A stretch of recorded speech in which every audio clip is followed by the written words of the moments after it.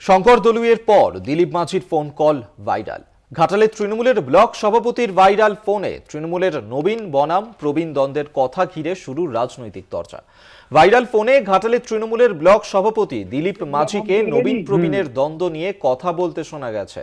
তৃণমূলের সর্বভারতীয় সাধারণ সম্পাদক অভিষেকের নবীন তত্ত্ব এবং মুখ্যমন্ত্রীর প্রবীণকে সঙ্গে নিয়ে নবীনের চলার তত্ত্বের কথা বলতে শোনা গেছে ভাইরাল ফোনে। যদিও ভাইরাল ফোনের সত্যতা যাচাই করেনি কলকাতা টিভি। সমস্ত অভিযোগ অস্বীকার করেছেন ঘাটাল ব্লক সভাপতি দিলীপ মাঝি। তার গলায় কেউ বা কারা এডিটিং করেছে বলেই জানিয়েছেন তিনি। রাজ্য নেতৃত্ব বিষয়টি খতিয়ে দেখছে বলেই জানিয়েছেন তৃণমূলের ঘাটাল সাংগঠনিক জেলার সভাপতি আশিস উদাইত। তৃণমূলের অন্তর্দ্বন্দ্ব নিয়ে কটাক্ষ বিজেপি নেতা শীতল কপাটের। আমরা এখন একটু নিশ্চিত পরিষ্কার বললো যে আমরা এখন একটু বসতি আছি, আমরা একটু বসতে আছি, আমাদের কাজ কম।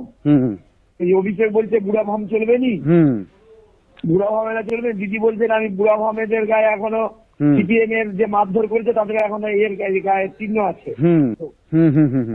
অভিষেক বলছে তার পিসিকে বলছে 19-এর পরে আমি প্রশান্ত কিশোরকে না নিলে তুই কি চেয়ারে বসতে পারতিস? এবারেই করছে অভিষেক তার পিসিকে বলছে।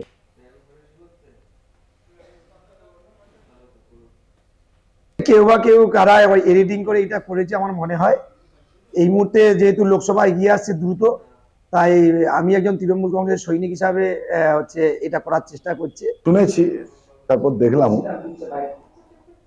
তো এটা দেখে নতুন করে মন্তব্য করতে চাই না। দল বিষয়টা দেখছে, দলের যারা রাজ্য নেতৃত্ব বিষয়টি তারা খতিয়ে দেখছেন।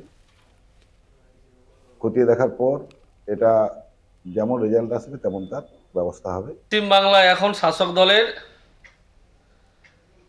নতুন আর পুরাতন তৃণমূলের নেতার লড়াই চলছে।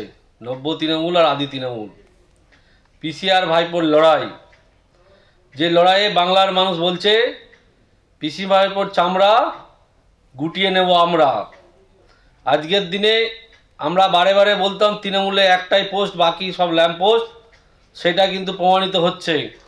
দিলীপ বাবুকে ধন্যবাদ জানাই। বর্তমান শাসক দলের যে পরিস্থিতি উনি সবার সামনে শেয়ার করার চেষ্টা করছে।